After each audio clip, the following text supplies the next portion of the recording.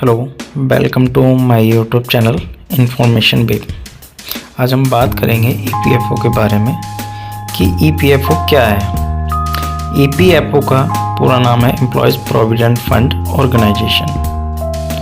यह भारत सरकार के श्रम एवं रोजगार मंत्रालय के तहत आने वाला एक बड़ा संगठन है जो कर्मचारियों की प्रोविडेंट फंड यानी कि पीएफ, पेंशन, ईपीएस और इंश्योरेंस ईडीएलआई से जुड़ी सभी सुविधाओं को संभालता है।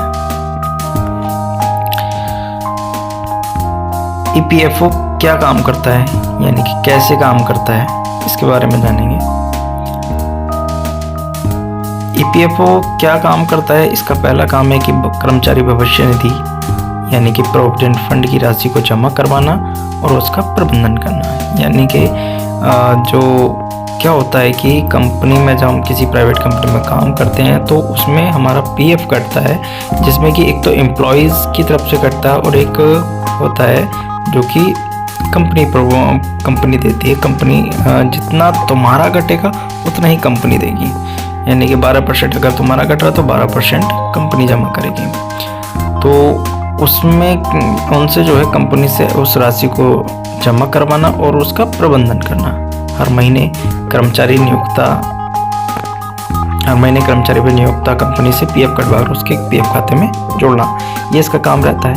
कर्मचारी के रिटायरमेंट के बाद पीएफ की पूरी राशि उसे वापस कर देना। यानी कि होता क्या है, जब कोई काम कर रहा है यानी कि लगातार काम कर रहा है और उसका लगातार पीएफ कट रहा है तो 58 साल की एज में रिटायर कर देते हैं कंपनी, ठीक है। तो उसके बाद में क्या करेगा, ईपीएफओ आपको आपकी पीएफ की पूरी राशि दे देगा, ठीक है। उसके बाद में होती है एक स्कीम होती है ईपीएस यानी कि पेंशन स्कीम।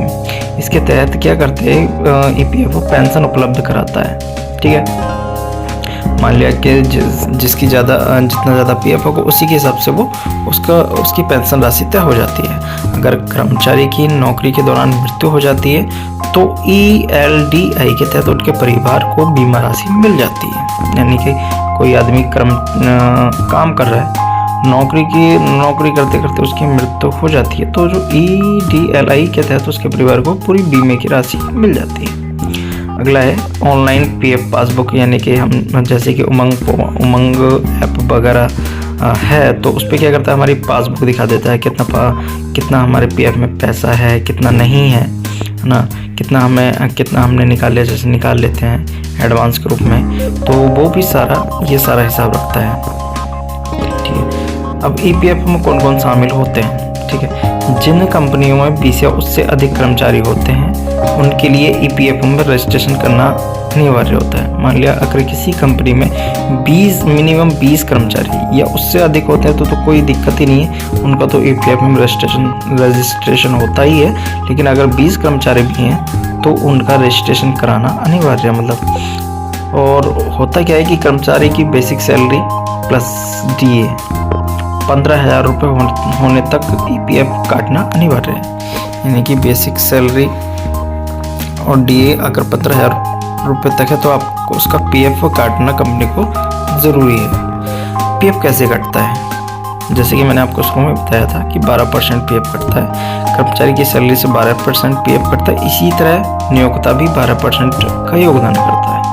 अब इसमें होता क्या है, 12% जब नियोक्ता यानी कि एम्प्लॉयर योगदान करता है तो उसमें क्या होता है, लगभग 8+% वो क्या करता है कि एम्प्लॉयर कंट्रीब्यूशन होता है। जो बाकी का बचा लगभग 3+% है तो वो क्या करता है, ईपीएफ की जो है पेंशन के रूप में उसको जमा करता है, जो कंपनी है वो जमा करती है।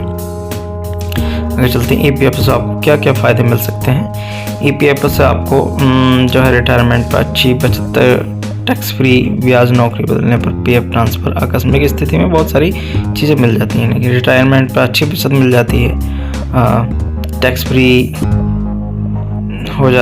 पैसा होता है। नौकरी बदलने पर होता क्या है कि पीएफ को भी ट्रांसफ़र कर सकते हैं आप एक ही खाते में, और आंशिक निकासी भी हो जाती है। जैसे कि अगर आप एडवांस में निकालना चाहते हैं पैसे, अगर आपको शादी करनी है, बीमारी है, या तो इस तरह से आप निकाल सकते हैं। और पेंशन और बीमा लाभ तो है ही है। तो आज की वीडियो होती है ख़त्म यहीं पर, और मुझे आशा है कि ये वीडियो आपको पसंद आई होगी। अगर आप हमारे चैनल पर नए हैं तो कृपया हमारे चैनल को सब्सक्राइब करके घंटी को दबाना ना भूलें, जिससे हमारे द्वारा दी गई कोई भी इन्फॉर्मेशन आप तक सबसे पहले पहुंचे, और अपने दोस्तों के साथ शेयर ज़रूर करें। Thanks for watching information wave.